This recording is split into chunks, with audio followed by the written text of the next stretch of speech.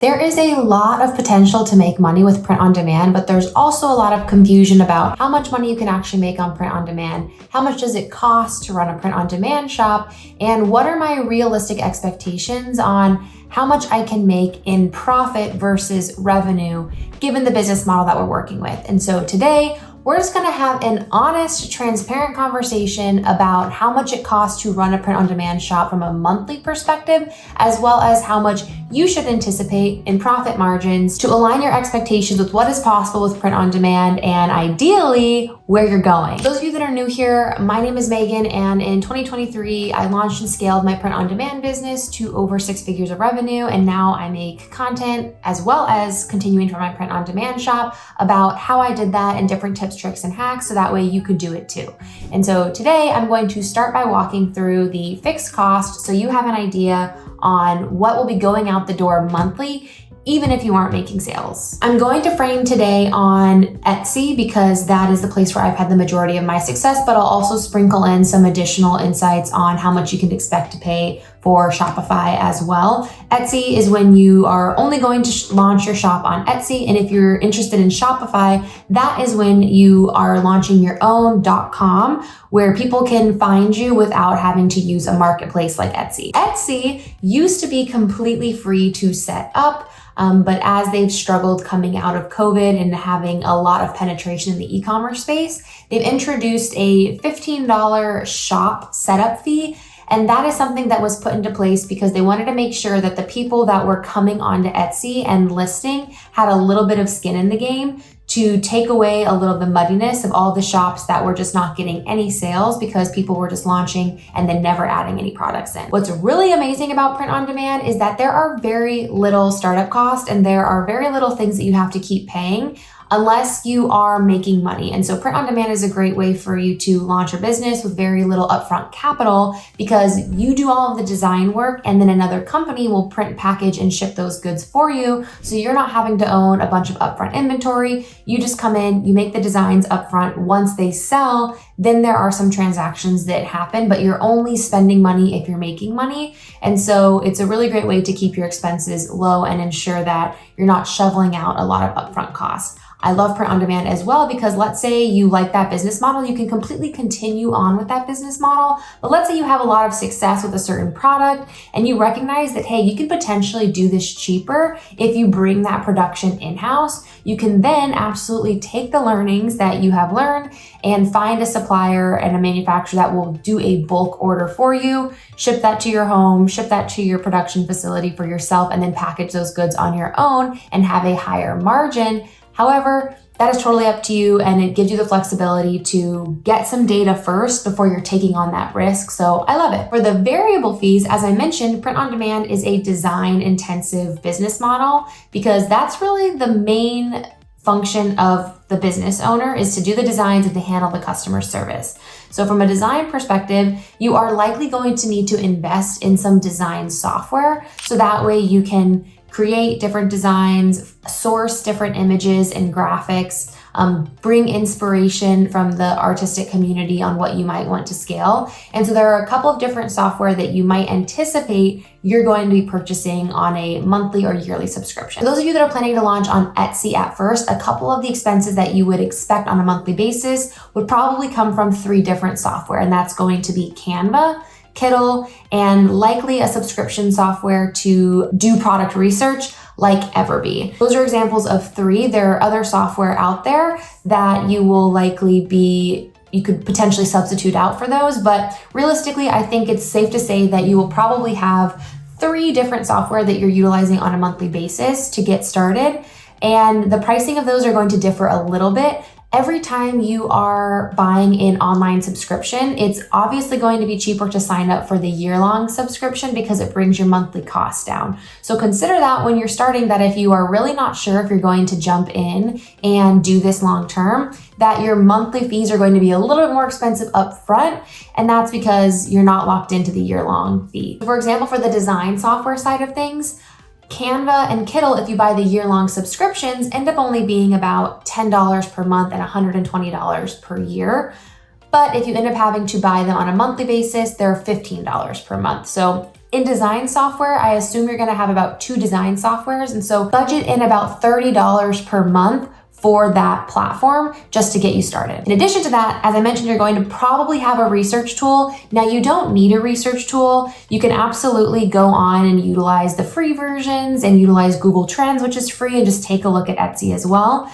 But if you are really serious about digging in and finding the right niche and understanding what things might be working best right now, and you're serious about that, I would recommend potentially considering a paid version. That's because you'll have unlimited amount of searches that you can actually do. So the one that I utilize on a daily basis is called Everbee, and they are a Chrome extension that allows you to spy on what's performing well and look at basically all of the listings and what are the sales, what is the length of time that shop has been open, and get a lot of information about the top players in the space to see like how can you carve out a slight niche there. Their software is a little bit more expensive, so if you buy the year-long growth plan, it'll end up working out to $20 per month, but if you're buying it on a monthly basis, it will be $30. So for design software, I would consider a $30 per month, and for a research tool, anywhere from $20 to $30 per month. So launching on Etsy, assume your fees are gonna be somewhere between $50 to $60 per month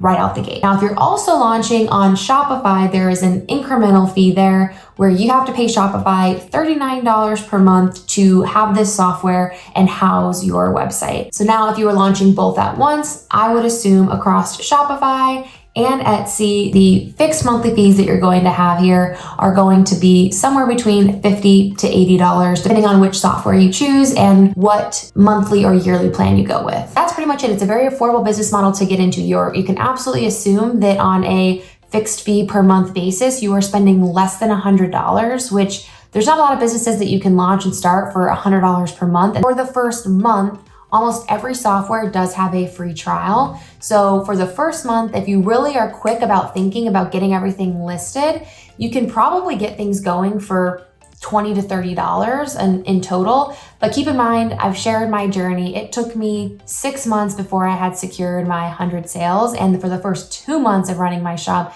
I had 0 sales. So it's very possible to get things going quickly and build that momentum so you're never out any money other than, $20 to $30, but something to consider. That is the startup cost. That is the operational expenses. It is very doable. Now I'm going to walk you through what it looks like from a profit margin perspective. I have been very transparent that while I did $150K of revenue in 2023, that really netted down to about an 18% profit margin and about $27,000 in profit and take home for myself. So I always want to be transparent that when you're seeing hey, this is a 6-figure side hustle, yes, that is possible, but that is revenue. Or if it isn't just revenue and you want to be making 6 figures, you're going to probably be needing to make $500,000 in revenue to get you 6 figures of take home. So just adding in that insight, and I want to show you how that all nets out, again, if you are launching on Etsy. So let's assume that you have a $30 tee.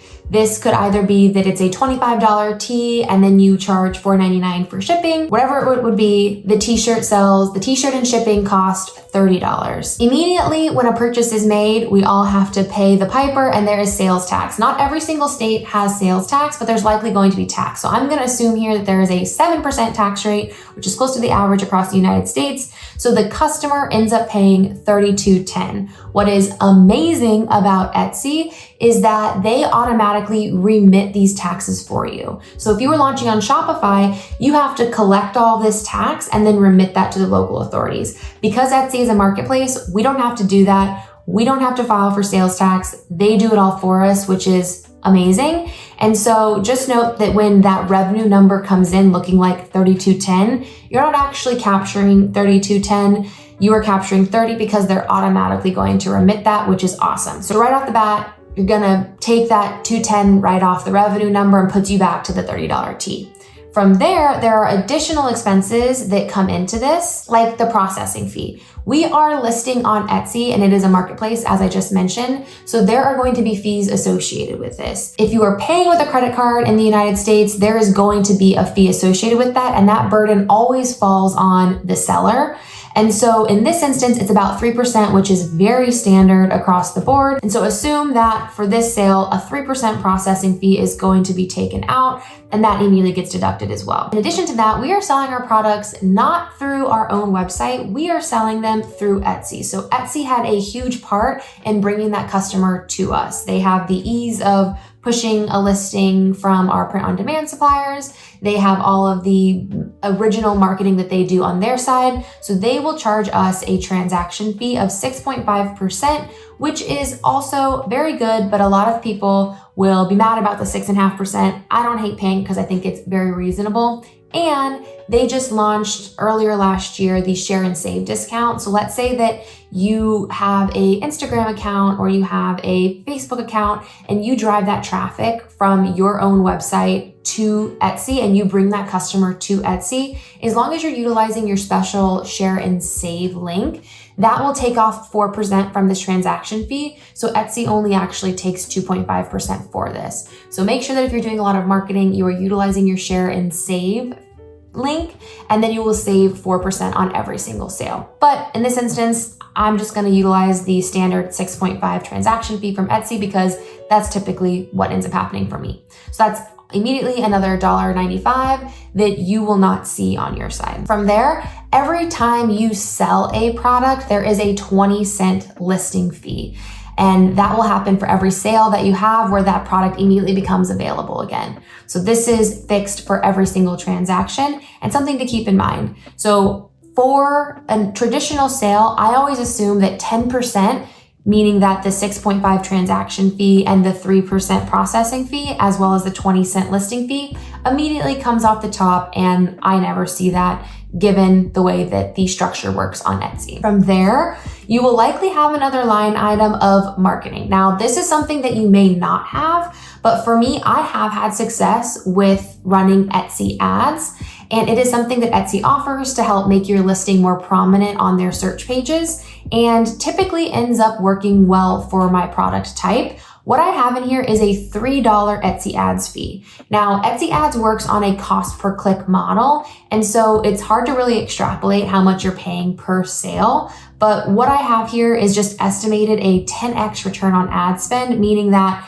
I spent $3 in ads for this sale that ultimately ended up bringing $30 in revenue. Now, anytime you can get a 10x return on ad spend anywhere, that is fantastic. So you're probably not going to do much better than this, and that's why I added it in here, but this can really go up depending on how well your ads are performing. And so if you are going to run Etsy ads, I recommend you keep an eye on how much you are paying in ads per month in comparison to how much revenue you are generating per month, and not try to go beneath an 8x return on ad spend. And the reason I say that is because print on demand just naturally has tighter margins than other e-commerce products, and that's because we aren't having to actually produce the goods ourselves.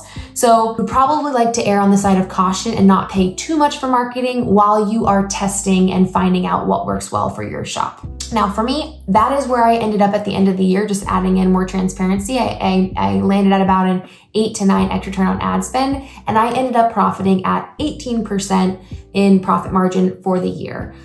You'll see here that the profit margins vary, but keep that in mind that that's my own experience and something that you'll just want to keep an eye on given that you're closest to your own analytics. Lastly, you are going to have the actual production cost. As we know, we are not printing, packaging, and shipping these products. It is going to be your production partner that does that. So in this instance, I have just calculated out $16.01, which is the about going rate for a Comfort Colors tee and shipping from Printify SwiftPOD at this time.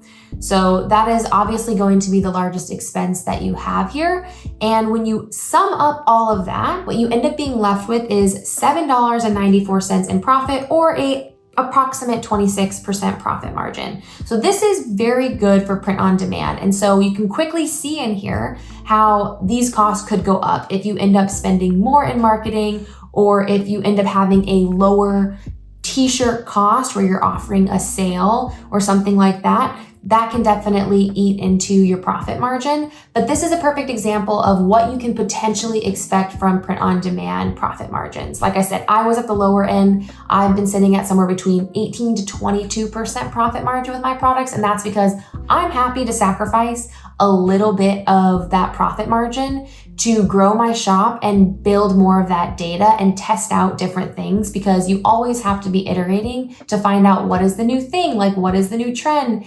And I like that. So I'm happy to maybe spend a little bit more on marketing or list things that ultimately don't sell, or list things at a lower price point to get the sales going in an effort to continue to grow and build my shop. But there are also things in here that you can absolutely trim out. So if you don't want to do any Etsy ads and you do have a lot of marketing prowess on your own, or you have your own social media that you have folks that are like dying to get your product, or you have an audience that would like to buy your product, you can add in probably another 4 to 5 to 10% of margin for these types of things. And so when people keep saying like, hey, how much can you make with print on demand?